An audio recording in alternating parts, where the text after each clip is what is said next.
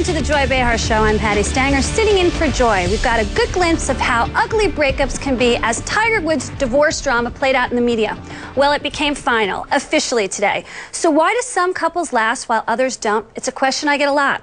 Joining me to talk about navigating the breakup waters are, from Bravo's Real Housewives of New York City and the author of Class with the Countess, Countess LuAnn de Lesseps, relationship expert and author of Been There, Done That, Kept the Jewelry, Cooper Lawrence, and sex therapist and relationship counselor Ian Kerner. Hi guys, welcome to the show. Hi Patty. Okay, one thing I have to ask you, Cooper, I'm going to hit you first. Why do people break up? Now, I know a little bit about breakups, as in the news, I just broke up, but why do most people mostly break up? They mostly break up because going into the relationship, they didn't know what they wanted, and they get into the relationship and they go, wait a minute, I didn't want this. And that's why, you know, like in my book, I talk about you should beforehand think about what you want. So for example, if you know you want children and you go into a relationship and the person says, I don't want kids, that's not going to work out.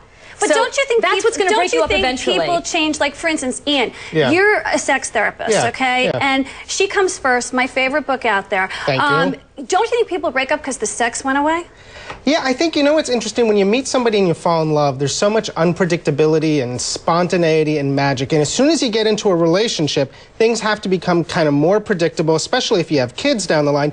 They become predictable, they become routine, and you need that kind of transparency. So on the one hand, you got to be all kind of unpredictable and mysterious to kind of keep the sex alive. But then on the other hand, in day-to-day life, you have to be very routine. And most couples end up failing because of the routine and because they're not really bringing new stuff. Really? You think it's the routine? I think they're not bringing enough novelty, enough newness, enough friendship, enough humor, you agree all with that, of those LuAnn? things. Yeah, I think that you have to keep it spicy. You have to have a lot of interest. I think people get, you know, they get used to the routine and they stay with the routine, and they should shake it up and do new things, try new things. Okay. I think that's really important. I don't always agree with that. I think money breaks people up. There are choices in money, you know, because, for instance, if you're successful, he's not. That happens to be a deal breaker, right? No, for some people. For other people, they love the fact of, I mean, my husband is a stay-at-home husband, and I love that about him because I'm the money maker. I am a little odd, but that's how we roll. That's our thing. But everyone's very unique like that. So as long as you know ahead of time what you're looking for. If I was with a guy who couldn't put up with that, this wouldn't work out. But you know, there was a study between couples who succeed and couples who fail, and the ones who succeeded maintained a very high ratio of positive communication, 5 to 1. I don't want to talk about it, though. I don't like to come. You and I talk all day long, and so do you. Do you really want to come home and chat? It's like too much talking. Like in California, all they want to do is go to therapy. You know what? Everybody is alone together because of digital technology. So you don't want to talk to your partner, you don't want to talk to your spouse, but everyone's all too eager to get on Facebook and start chatting away. And I think one of the issues is we're spending too much time with digital technology, too much time Facebooking instead of FaceTiming with each other. Oh, God, you're so cute. I do you totally love that agree. FaceTiming? Okay, so let's talk about your breakup, okay? Because I just went through a public breakup. I'm putting you on the hot seat. You came on Joy. That's all there is to it. Here I am. Okay, so allegedly, he broke up with you via email. Was that correct? I knew that was going to come up, and, you know, officially we were separated, so to give him credit, we were separated. And he wrote to me and said to me, you know, I do have somebody serious and I want you to know first. So officially it came to the media that it was over, you know, an email, but really we were separated before. To be fair, did you have an open marriage? Like, did you guys date other people when you were married? No, absolutely not. But we had a long distance marriage, and that's, you know, very difficult. So he traveled a lot, and, you know, that's a lot of guys break up over email. Like, guys are kind of cowards. I heard the texting thing is the teenagers are doing the texting thing. And emailing, guys can be very cowardly when it comes to breaking up. Wait, you mean the Post-it note like Sex in the City? But I think, you know, when you meet the right person, you know, you meet the right person. And you just met somebody recently, right? I did. And I heard you're over the moon in love. My sources at Bravo tell me this. I am so happy. It's fabulous. And I think, you know, these certain qualities, and I think you need to know what you're looking for. And, you know, it's like shopping. If you go in and you don't know what you want, you know, you stay there all day, you have to ask 5 people what they think about your choice. When you have all these doubts, I think when in doubt, duck, and I talk about that in the book. Just forget it. Okay, so Cooper and Ian, give me some advice. I'm new, I'm on the singles market. What do I do?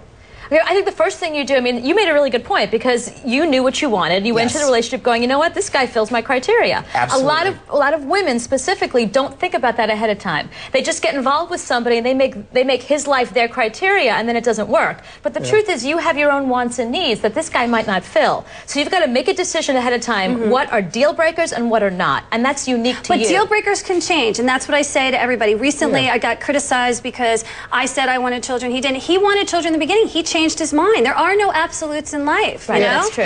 He wanted children in the beginning? And then he changed his mind. Yes, correct. And that's At one least issue. he knew. At least he knew. A lot of guys fall in love and they're like, you want 2 kids, you want 10 kids, that's fine. I'm all for it. And then they realize once they're in a relationship and in a marriage how they really feel. At least he kind of knew in advance. He took some time to soul search and figure it out. Well, yeah, but he hit 50 and the bell went off. He thought he was too old. Yeah. You know what I'm saying? But there are other reasons why people break up, other than money and sex. What are some of the other reasons? Well, I think it's really important that when you're in a relationship, great couples are great individuals. You know, like my wife, she works, she has an amazing career, she has her friends, and I think we bring our individualism to the relationship. And I think a lot of times when you get into a relationship, you start living through each other and you become so merged. I think it's important not to be so merged. But sometimes that's the good part, though. But I think that's part of the good thing. Sometimes opposites attract, and zig and zag, and you learn their interests, and they learn your interests, and they make a mix a party. I think there's a difference between merging and complacency. You know, people get complacent and they forget about pleasing their partner and doing things to make them happy. You know, you may not want to go to the ballet, or you may not want to go to the sports game. But people people break up because it depends what age you got together. People change. Your identity changes. Well, you grow and evolve at a different rate. No, that's a very big deal. The person you were when you started that relationship may not be the person you are 5 years down the line, and you find that your needs are different. The person you want to be with maybe now doesn't reflect who you are, how you see yourself. As your identity changes. Okay, and they're heartbroken for a day, and they get back on the market by Tuesday, and they find the next girl. Women, we lick our wounds. Is that the case you find with your patients? I actually find that guys end up brooding a lot longer. And it's like when women leave a relationship or cheat or make a decision, they're usually really out the door. They have tried to keep it together, and they're ready to have some sort of new romance or passion. I find a lot of guys, guys may be able to have one-night stands easily. They may be able to compartmentalize between sex and emotion, but when they're actually losing their partner, losing their spouse, they're usually the ones that are blindsided. But don't they get into relationships quicker? Statistics show us men get in quicker. Yeah, I think that men do because, again, men are really able to compartmentalize between the sex and the emotion, and so they're able to put themselves much more quickly into sexual situations that ultimately lead to intimate situations. But that's how they bond. Men bond through sex. Yeah. Even though people say they don't, they do when they're breaking up. Only when they're breaking up. I agree. Like, look, women are great at communicating. They're great at hugging, holding hands. There's all these outlets for communication. For men, sex really is one of the primary ways that a guy expresses emotion. And do you think that's 55%, 60%, 70%? What is it for a man when they're having sex with a woman? Is it a lot? 100%? When you stop having sex, when you get into a rut, relationships become vulnerable. And so what do you do? I agree with that, yeah. So what do you do about that? Yeah, what do you do? I tell every couple. Should you go get tantra classes? What? Yeah. Well, you can go dancing. Sure, go ahead and take some tantra classes. I tell every couple that you should have sex at least once a week. And some couples are like, that's way too much. All right. Thanks, everyone. We'll be back in a moment with that note. Thanks, Ian.